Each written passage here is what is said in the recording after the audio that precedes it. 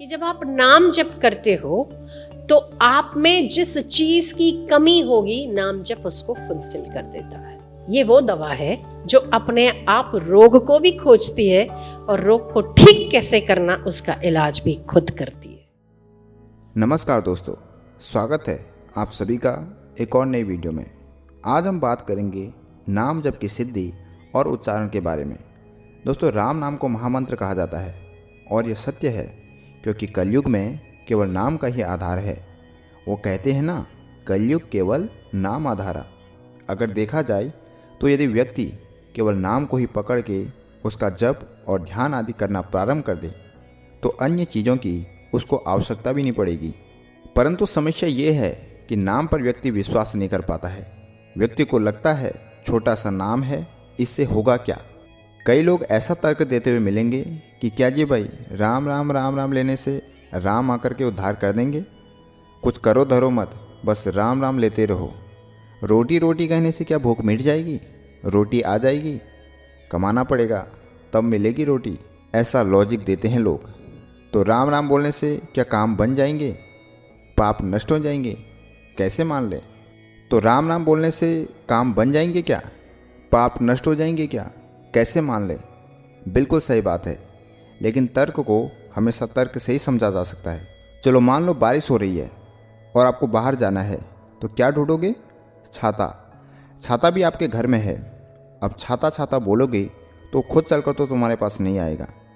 बिल्कुल सही बात है, लेकिन दूसरी ओर आपने कुत्ता भी पाला हुआ है जिसका नाम मान लो टॉमी है।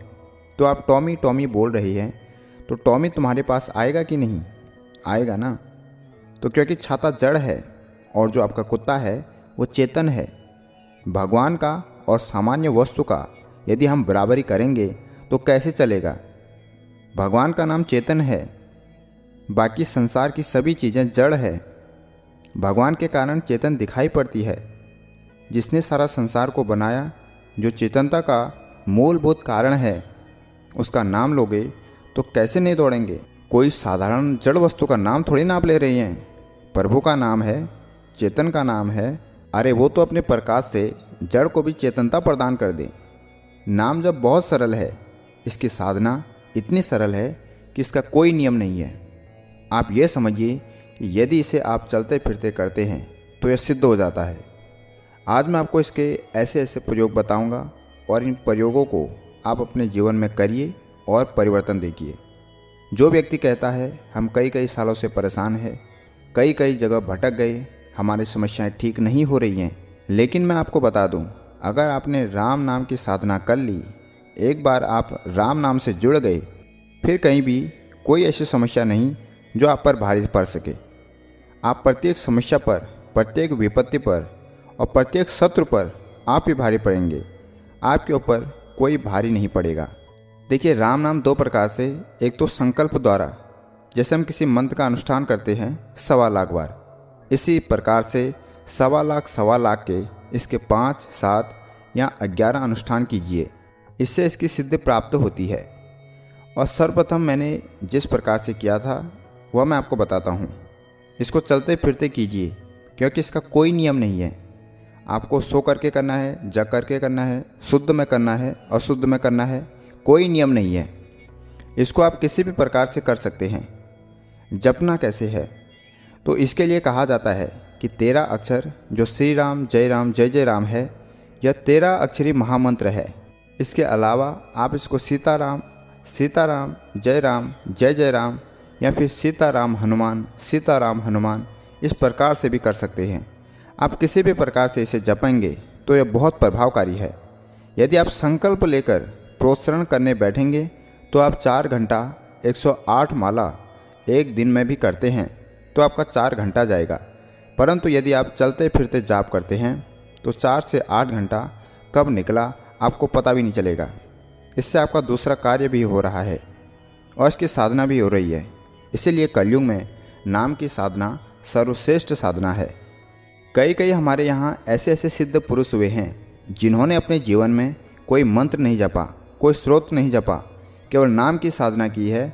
और नाम की साधना से ही आज वे स्वयं में ही कोई संत नहीं बल्कि भगवान है।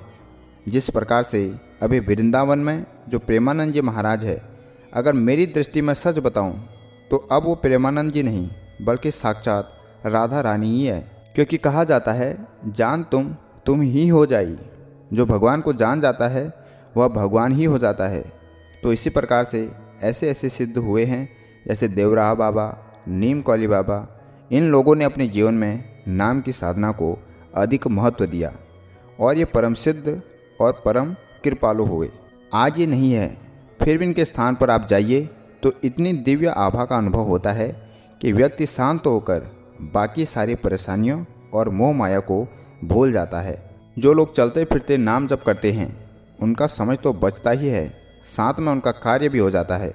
और जो लोग शारीरिक मेहनत करते हैं उनके लिए तो यह राम नाम वरदान है। जो व्यक्ति जिम कर रहे हैं, भाग दौड़ कर रहे हैं, तो साथ में राम नाम का स्मरण भी करते रहें। और हो सके तो प्रभु की छवि को भी अपने मन में देखिए।